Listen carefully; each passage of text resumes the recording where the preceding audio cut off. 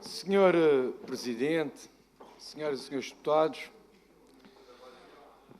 o relatório em debate surge no âmbito da Comissão de Inquérito, cuja constituição foi requerida no dia 3 de maio de 2022 pelo Partido Socialista, que, para além de ter indicado os objetivos, definiu com a Comissão a metodologia de trabalho, tendo ainda sido alcançado um importante consenso, quer relativamente à documentação, que foi depois remetida à Comissão de Inquérito, sem que tenha existido qualquer pedido de esclarecimento ou reclamação, quer relativamente às entidades a ouvir, todas indicadas pelo Partido Socialista.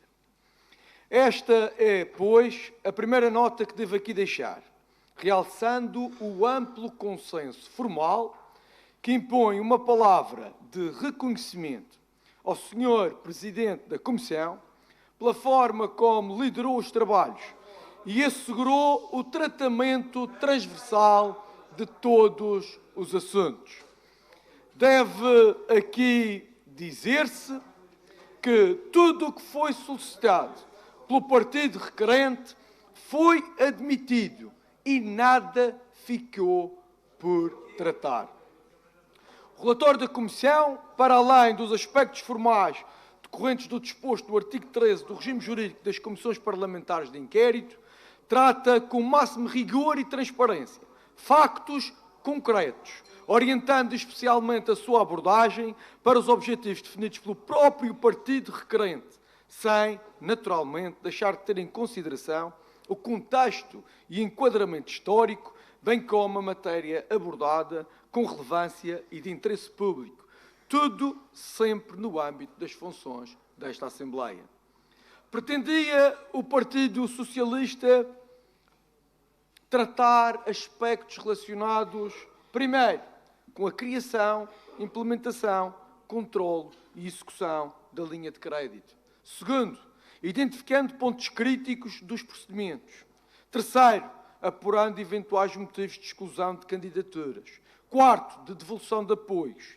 Quinto, quantificando os empresários nestas situações. Sexto, apurando ainda montantes executados. E, por fim, sétimo, deixando eventuais contributos ou recomendações. Relativamente ao primeiro ponto, entendemos que é fundamental ter em consideração que, para além de todos os outros apoios do Governo Regional às empresas, este é mais um apoio específico, orientado para a manutenção dos postos de trabalho, tendo a linha sido desenhada, implementada e executada em articulação com os principais protagonistas empresariais, ou seja, com as entidades e instituições com maior intervenção e que melhor conhecem a realidade regional e sempre sob o apertado controlo a que estão sujeitas as entidades públicas. No que diz respeito à criação, implementação, controle e execução da linha de crédito, devo aqui realçar as declarações do Presidente da Direção da Associação Comercial e Industrial do Funchal, entidade reconhecida pelo próprio partido requerente como representativa ou a mais representativa do tecido empresarial madeirense, que, demonstrando um profundo conhecimento da matéria, uma grande proximidade aos empresários madeirenses e um acompanhamento permanente às empresas da região, confirmou a articulação constante com o Governo Regional, numa linha que, nas suas palavras, passo a citar, teve o mérito de ser extremamente rápida na sua aplicação, sendo um dos principais programas que apareceram no nosso país para ajudar esta situação. Acrescentou o Presidente da ACIF e continuo a citar, as medidas foram adequadas e céleres. A região foi muito feliz nesta opção, reconhecendo ainda que a linha salvou muitas empresas, tendo realçado a importância do apoio na manutenção dos postos de trabalho, lamentando que algumas medidas do Governo da República não se tivessem aplicado à região, quando a nossa economia foi, referiu o Sr. Presidente da ACIF, das mais atingidas no todo nacional. O Sr. Presidente da ACIF referiu a questão da conversão a fundo perdido, louvando o facto de ter sido a primeira medida que, com estes contornos, acabou por existir no nosso país. Tendo, no que diz respeito a esta matéria da conversão a fundo perdido, deixado uma referência particularmente importante que impõe aqui uma reflexão. Cito o Sr. Presidente da ACIF novamente. Não é justo para nós, neste momento, emitirmos qualquer posição de julgamento. Nesta fase, não me parece que seja razoável. Vamos ver o resultado quando fizermos as contas e quando estiver o dossiê fechado. Fim de citação. Efetivamente, deve aqui dizer-se que no momento em que foi requerida a constituição desta comissão de inquérito, não se mostrava ainda esgotado o prazo para a conversão a fundo perdido das últimas operações.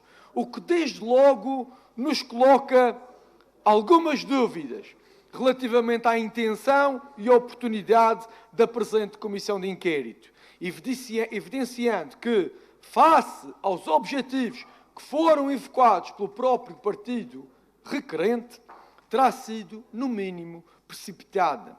Talvez por razões de agenda partidária, que naturalmente não devem prevalecer em matérias desta natureza e com esta importância, num momento pandémico particularmente dramático para o mundo e para uma região insular, ultraperiférica, que, perante a desconsideração da República, acabou por ter de recorrer a um empréstimo de 458 milhões de euros para fazer face a circunstâncias adversas causadas pela pandemia.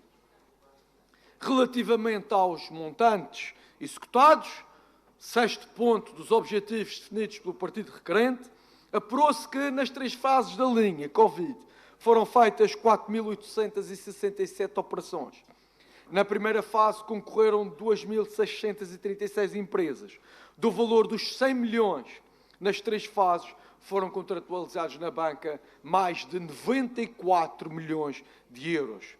Em 21 de outubro de 2022, data da audição do Secretário-Geral da Economia no âmbito dos trabalhos desta Comissão, haviam sido pagos 43 milhões de euros, sendo que, do montante contratualizado, 45% foi constituído a fundo perdido. Tendo em conta as interpretações imprecisas, distorcidas e incorretas que vão sendo lançadas publicamente por partidos políticos em agendas partidárias de combate partidário e que não coincidem com o rigor da informação tratada no âmbito desta Comissão, entendemos que é, de facto, importante repor alguma verdade, recorrendo à caracterização das empresas da Madeira com base nos dados oficiais, segundo os quais a região tem 28 mil empresas, sendo que dessas 28 mil empresas, 20 mil não têm pessoal remunerado. Com 2 ou mais colaboradores que, face aos objetivos do apoio orientado para o pagamento de salários e manutenção de postos de trabalho, eram as especialmente beneficiárias desta linha, temos cerca de 5 mil empresas. Tendo concorrido 2.636 empresas, facilmente podemos concluir que 52% das empresas da Madeira, com as especificidades da linha, beneficiaram do instrumento criado, tendo-se protegido, logo numa primeira fase, 26 mil postos de trabalho. Reforço, o Governo Regional tem diversos apoios. Este apoio específico às empresas visava a manutenção de postos de trabalho, especialmente. Mas, como se disse, só no final de 2023 é que podemos aferir com certeza dos 94 milhões de euros contratualizados, quanto é que terá sido a fundo perdido. Reforçamos aqui que a linha não está fechada para apuramento de conversões, porque não está objetivamente esgotado o prazo de carência de 18 meses da última fase, que encerrou no dia 13 de junho de 2022. No que diz respeito ao segundo objetivo definido pelo partido requerente, ou seja, a identificação dos pontos críticos dos procedimentos de controle e de execução da linha de crédito deste ramo, voltamos a dar particular importância às declarações do Sr. Presidente da ACIF, que salientou aquilo que considerou uma dificuldade muito grande, uma praga autêntica, disse o Sr. Presidente da ACIF, precisamente as regras que a Comissão Europeia estabeleceu com relação aos níveis de endividamento. Outra dificuldade apontada pelo Presidente da CIF diz respeito à regularização de dívidas ao fisco e à segurança social, que não dependia de uma posição regional, mas sim nacional. Ainda assim, ficou claro que a Madeira concedeu prazos excepcionais e específicos para que a regularização pudesse ocorrer. Relativamente ao terceiro objetivo definido pelo partido requerente, motivos pelos quais foram excluídos empresários desta linha, deve dizer-se que se trata de matéria objetivamente e intrinsecamente relacionada com a natureza da linha e com as dificuldades já apontadas, bem como com o facto de haver candidaturas em duplicado ou triplicado, ou mais do que um banco a carregar uma operação para a mesma entidade. Recorde-se que todos os bancos da Madeira aderiram à linha, sendo esta mais uma nota positiva a registrar. No que diz respeito ao quarto objetivo definido pelo partido requerente, motivos pelos quais alguns empresários abrangidos pela linha estão a ser confrontados com a devolução de apoios, o que se apurou é que, de facto, surgiram situações iniciais, pontuais, na banca, que, entretanto, repôs o valor e anulou o lançamento. Isto foi objetivamente apurado. Deve ainda referir-se que é absolutamente normal que neste tipo de procedimentos possam existir diferentes interpretações e entendimentos que dão lugar a pedidos de esclarecimento e reclamações, desconhecendo-se qualquer eventual reação a outro nível, designadamente judicial. Julgamos que é pacífico que dos cerca de quase 3.000 processos que deram entrada no IDE, existirão apenas 11 reclamações, o que significa que 99,6% dos processos não suscitaram reclamações. Quanto ao número de empresários que estão nas situações referidas nos pontos anteriores, quinto objetivo definido pelo partido requerente, tendo em conta a natureza e especificidade da matéria em causa, remetemos, obviamente, para a documentação apresentada, salientando-se que se trata de uma informação dinâmica, até porque a linha não está ainda fechada no que diz respeito à conversão a fundo perdido.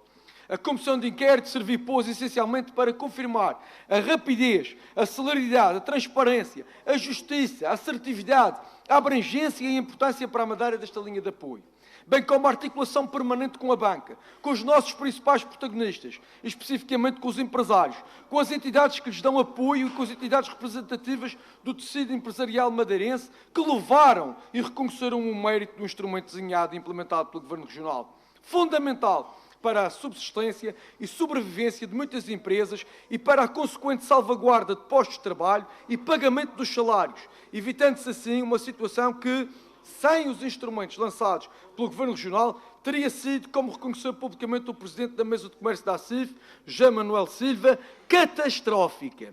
Aproveitando o último objetivo definido ou lançado pelo partido que requereu a presente Comissão de Inquérito, contribuir para a apresentação de soluções que melhor salvaguardem as necessidades das empresas e, tendo em conta as dificuldades deixadas pelas entidades que representam o nosso tecido empresarial, diríamos que é evidente que tudo se fez à custa da região, que foi pioneira e inspirou o país, como reconheceu o Ministro da Economia, Pedro Cisa Vieira, sendo, porém, fundamental que o Estado assuma de uma vez por todas as suas obrigações para com esta região insular ultraperiférica, especialmente em momentos cruéis, como aqueles que enfrentámos em circunstâncias de pandemia, devendo sempre acionar mecanismos de solidariedade e fazer aplicar as medidas nacionais de apoio também à região autónoma da Madeira e não apenas às empresas que operem em território continental. Tendo ainda em atenção a entidade representativa do sector empresarial, ouvida no âmbito desta Comissão de Inquérito, deve o Governo da República assegurar uma maior abertura para rever mecanismos nacionais de regularização de dívidas ao fisco e à segurança social e implementar uma maior proatividade no diálogo com a Madeira e firmeza na defesa dos interesses da região, também junto da Comissão Europeia, de forma a que se possa, para além do mais, ultrapassar a rigidez de regras comunitárias que comprometeram os apoios que o Governo Regional disponibiliza às empresas. Senhor Presidente, senhoras e senhores deputados, este é o resultado verdadeiro, sério e responsável de uma comissão que cumpriu a lei e que se limitou a tratar factos objetivos e concretos, com firmeza e sem ceder a irresponsáveis manobras colaterais de propaganda política do Partido Socialista. Primeiro, a verdade, sempre a verdade e só a verdade. Muito obrigado.